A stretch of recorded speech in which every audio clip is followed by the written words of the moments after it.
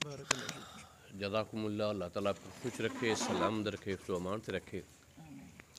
بات یہ ہے کہ یہ علاقہ تھر پار کر ایک انتہائی پسماندہ دور افتادہ علاقہ ہے۔ یہاں پہ علمی شخصیات الحمدللہ پیدا ہوئیں۔ سب سے پہلے تو اس علاقے میں جس اللہ کے نیک صالح بندے کا آنا ہوا وہ مولانا عبدالرحیم پچھمی رحمہ اللہ علیہ تھے، اللہ اکبر، اللہ اکبر۔ جو دیار ہند سے آئے تھے۔ پھر یہاں پہ انہوں نے تبلیغ کی، گوٹھوں میں، گاؤں میں، ہر جگہ گئے اور بڑی دل سوزی سے، بڑی محنت سے اور بڑی جان بازی سے انہوں نے تبلیغ کی، جس کے نتیجے میں الحمدللہ یہ ہرا بھرا جس طرح علاقہ، اللہ اکبر۔ اسی طرح علماء اکرام کو انہوں نے متعارف کرایا اور اس کے کہنے پہ لوگوں نے درسگاہوں کی جانب توجہ کی، کتابوں کی جانب توجہ کی، علماء کے جانب توجہ کی، اور پھر وہ لوگ بڑے نصیب والے تھے جو بلند مرتبے پہ فائز ہو گئے۔ اللہ اکبر۔ مثلا ان لوگوں میں مولانا محمد ہاشم رحمہ اللہ علیہ تھے، اور مولانا محمد طالب رحمہ اللہ علیہ تھے، اور مولانا محمد عمر رحمہ اللہ علیہ تھے۔ مولانا عبدالرحیم پچھمی کے ساتھ ان کے جو خصوصی شاگرد تھے ان میں مولانا گل محمد ہنگور جو، مولانا عنایت اللہ ہنگور جو، بہرحال ان کی اگر تاریخ بتائی جائے تو کئی گھنٹے لگیں گے۔ اللہ اکبر، اللہ اکبر۔ تو اللہ کی مہربانی ہے کہ ان لوگوں سے بھی میں نے علمی استفادہ حاصل کیا۔ پھر کیا ہوا کہ کچھ کتابیں ایسی تھیں کہ جو میری سمجھ سے ذرا مشکل تھی، اور یہاں کے علماء ان تک ان کی رسائی بھی کم تھی، تو مجھے شوق تھا مثلا عقائد کی علم کی متعلق خصوصی کتابیں، کچھ ادب کے متعلق کتابیں، عربی ادب کی۔ تو اس کے لیے میں نے شاہ صاحب کا انتخاب کیا۔ وہ شاہ صاحب کا انتخاب اس طرح ہوا کہ بچہ تھا، اس کے بعد میں شاہ صاحب سے میری خط و کتابت الحمدللہ ہوتی رہتی تھی۔ اللہ اکبر۔ ہمارے درمیان جو بندہ پل کا جس نے کام کیا وہ مولانا عبدالرحیم لنڈ تھے، اچھا، اللہ ان کو غریق رحمت کرے، جوار رحمت میں جگہ دے۔ وہ مسلکی آدمی تھے، نیک تھے، صالح تھے۔ تو وہ وہاں پہ پڑھنے کی غرض سے گئے تھے مدرسہ، پیر جھنڈوں میں، جی ہاں، دارالرشاد۔ جی ہاں، مدرسہ دارالرشاد پیر جھنڈوں میں۔ اور پھر وہیں سے ہو کے علامہ سید بدیع الدین شاہ صاحب کے ہاں بھی انہوں نے پڑھا، ماشاء اللہ۔ وہیں بہت عرصہ رہے۔ پھر یہاں پہ واپس آئے تو انہوں نے مجھے متعارف کرایا کہ یہ ان کی جو درسگاہیں ہیں، ان کے جو کتب خانے ہیں، یہ جو شخص ہیں وہ مثالی اشخاص ہے۔ اللہ اکبر۔ پھر الحمدللہ ان کے ساتھ میرا وہاں پہ جانا ہوا، پھر آنا جانا ہوا۔ مجھے خوشی ہے کہ ان دونوں بھائی میرے لیے اثاثہ تھے، سرمایہ تھے، اللہ اکبر۔ میرے مہربان ہیں۔ اللہ ایک تو باقاعدہ میرے استاد تھے الحمدللہ، علامہ سید محب اللہ شاہ راشدی رحمہ اللہ علیہ، اور مشفق بھی تھے، مہربان بھی تھے، اور سایہ دار درخت تھے، ایک عظیم برگد کے پیڑ تھے۔ اس کا میں تصور بھی نہیں کر سکتا کہ ایسے بھی اس جہاں میں لوگ پیدا ہوتے ہیں۔ ان کی محبت، ان کا خلوص، ان کی سچائی، ویسے وہ محدث کس پائے کے تھے وہ تو آپ لوگوں سے بالکل مخفی نہیں ہوگا۔ فن رجال کے کس طرح امام تھے، حدیث کے کس طرح امام تھے، وہ ہر چیز آپ سے مخفی نہیں ہوگی، لیکن وہ عظیم انسان بھی تھے۔ اللہ اکبر۔ ان کا خلق، ان کی باتیں، ان کی چلنا پھرنا، اور ان کی جو محفلیں تھی نا وہ کبھی میں بھول نہیں پاؤں گا۔ ایک ایک گھڑی میرے لیے سرمایہ تھی۔ اللہ تعالیٰ ان کو جوار رحمت میں جگہ دے۔ اتنے بڑے پائے کے محدث ہو کے میں جب گیا ان کے پاس تو میں نے کہا کچھ کتابیں مشکل ہے، مجھے پڑھنے کی غرض سے آیا ہوں۔ تو کہنے لگا کہ میرے پاس وقت تو نہیں ہے، لیکن عصر سے مغرب تک آپ کو وقت دے سکتا ہوں۔ ماشاء اللہ۔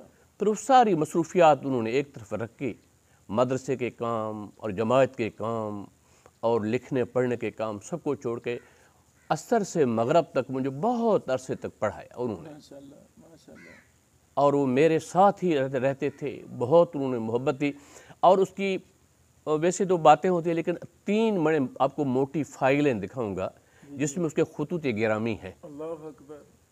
جس طرح اتنوں انہوں نے مجھے محبت دی کہ میرے پاس وہ الفاظ نہیں ہیں، تو انہوں نے خطوط لکھے ہیں، وہ 3 فائلوں کی صورت میں میرے پاس پڑے ہوئے محفوظ ہیں۔ وہ میرے لیے ایک عظیم سرمایہ ہے۔ اور اس کے علاوہ وہ جب کوئی مضمون لکھتے تھے، کوئی فتویٰ وغیرہ تحریر کرتے تھے، تو کہتے تھے کہ ان کے جو عبدالرحیم تھے لکھمیر، کہ اس کی پہلی کاپی تو مولا بخش کو بھیجنی ہے، تو وہ مجھے بھیجتے تھے اپنے دست مبارک سے، رجسٹری بھی خود کرتے۔ محترم فیلیں قریب ہیں کہ دور ہیں؟ بالکل سب چیزیں پڑھی ہوئی، میں آپ کو دکھاؤں گا بالکل۔ تو میں بیٹا اگر ہو سکے تو ذرا یہ پھر میں لے کے آؤں گا سامنے ان کو رکھنا تو بہتر رہے گا. جی ہاں, تو آپ کو وہ سب چیزیں دکھاؤں گا. تو الحمدللہ انہوں نے مجھے اتنی عزت دی کہ میں سوچ بھی نہیں سکتا ہوں. تو میں جو کچھ ہوں وہ ان علماء اکرام کے باعث ان کی مہربانیاں ہیں. اللہ تعالیٰ ان کو جوار رحمت میں جگہ دے. سچی بات تو یہ ہے کہ جو دونوں شیخین تھے یہ میرے لیے اساتذہ تھے, عظیم اساتذہ تھے. اور علامہ بدیع الدین صاحب کے پاس میں پڑھا تو نہیں ہوں, لیکن ان کے اتنے خطوط میرے پاس ہیں. اور ان کی نظر کرم مجھ پہ پڑی. انہوں نے کہا کہ بدیع التفاسیر کا اردو میں آپ ترجمہ کریں. اللہ اکبر. آپ کی اردو ٹوٹی پھوٹی, میری تو اردو ٹوٹی پھوٹی ہے لیکن ان کے نزدیک اچھی ہے.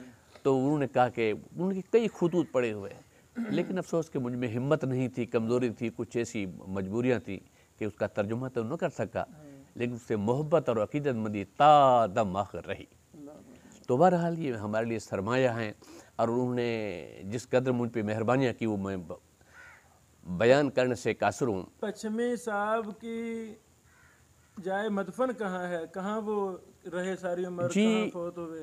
وہ پہلے انڈیا سے آئے تھے یہاں پہ, ہاں, پھر مختلف گوٹس رہے, ان سے ہوتے ہوتے کھیتلاری ارباب جو غلام رہے ان کے گاؤں میں بھی آئے. وہاں پہ ان کی قوم کے لوگ تھے اور ان کو انہوں نے سمجھایا. ان میں جو بدعات تھیں, رسومات بد تھیں, انہوں نے بالکل ان کے کہنے پہ سب چھوڑ دیں. پھر بدین تک گئے. پھر سما برادری جو ہے, مولانا غازی خان اور محترم ہمارے بزرگ تھے غازی خان, ان کے والد گرامی سید محمد حسن صاحب حافظ اللہ علیہ, ان کے والد گرامی بہت نیک دل اور ایک رقیق القلب اور ایک اللہ کے خوف رکھنے والے بندے تھے. اور مولانا محمد ابراہیم سمو اور حاجی ملوک محمد, یہ لوگ ان کے خصوصی تربیت یافتہ تھے. اور مولانا محمد ہاشم جو میرے استاد محترم تھے, جنہوں نے صرف نحو مجھے پڑھایا تھا, تو وہ ان کے خصوصی جو قریب ترین لوگ ہوتے ان میں سے شمار ہوتے تھے.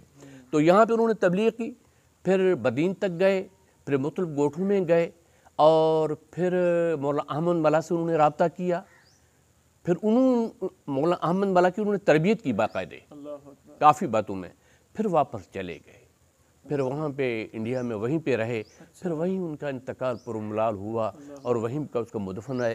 اور اس کے الحمدللہ سنا ہے کہ اب اس کے میرے خیال میں کوئی اعزاء ایسے ہیں کہ علماء ہو کے واپس آئے ہیں, وہ بھی اچھے لوگ ہیں, لیکن بہرحال ان کا تو اپنا مقام تھا. تو بہرحال یہ ایک سلسلہ بہت طویل ہے. اور انہوں نے ویسے تحریر میں تو کچھ نہیں چھوڑا, لیکن ایک چھوٹا سا کتاب ان کا ہے مناجات, وہ سندھی میں. جی ہاں, انہوں نے اس میں کچھ اس قسم کی اچھی چیزیں وہ انہوں نے لکھی ہے. اور اس کے علاوہ ان کے شاگرد تو بہت ہیں. شیخ محترم, سندھ کی پرانی درسگاہیں مثلا منصورہ, ان کے حوالہ سے ہمیں ڈاٹا کہاں سے ملے گا؟ مجموعی لحاظ سے تو کسی زمانے میں سندھ دارالخلافت تھا, ٹھٹا دارالحکومت تھا, دارالخلافت تھا. اور اس کی جو درسگاہیں تھیں, مدارس تھے, علماء تھے اور محدثین تھے, اور اس کے کتب خانے جو تھے وہ تو ایک بہت طویل تاریخ ہے. ہمارے علاقے میں بھی الحمدللہ سب سے پہلا جو مدرسہ یہاں پہ قائم ہوا, تھر پار کر کی میں بات کر رہا ہوں, وہ ایک عورت خاتون تھی, بڑی صالحہ تھی, بڑی نیک تھی, اماں مریم اسے کہتے ہیں, ڈپلو کی پہلے مدرسہ انہوں نے قائم کیا. اچھا, اس کے بعد میں وہ ڈپلو میں ہے, تھر پار کر میں. اور اس کے بعد میں کافی مدرسے ہوئے. ایک تو میر پرخاص میں حاجی محمد اسماعیل, جن کے فضیلت الشیخ افتخار احمد صاحب تو شیخ الحدیث ہیں, الحمدللہ انہوں نے بہت کام کر کے دکھایا ہے. اور اس کے علاوہ تھر کے گاؤں میں, چپے میں الحمدللہ اب تو مدارس کا ایک جال پھیل چکا ہے. ہر جگہ سلفی لوگ ہیں, اہل حدیث ہیں, ہر جگہ وہ کام کر رہے ہیں.